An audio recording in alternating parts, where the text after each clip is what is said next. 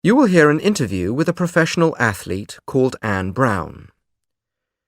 For questions 24 to 30, choose the best answer, A, B or C.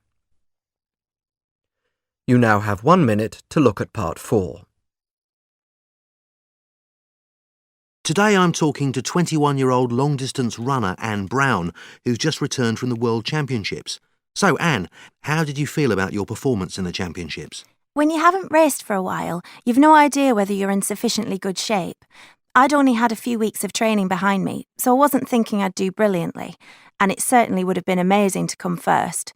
Anyway, I was happy to get the silver medal. It was an exciting race and the crowd was fantastic. So, what's your training routine like, Anne?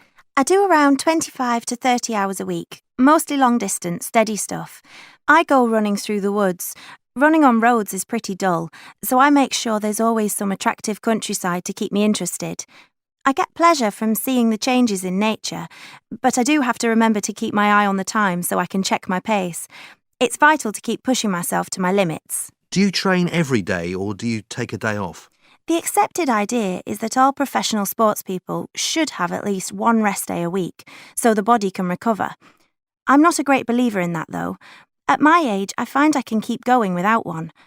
I do 5 hours a day, and I'd even like to be able to do more than that, but I don't want to push my body too hard, because that can lead to other problems. What about your competitors in races? Do you get to know them as friends?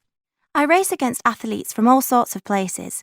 I wouldn't say I've got friendships with them, though I'm sure some of them are really good guys, but I tend to keep a professional distance.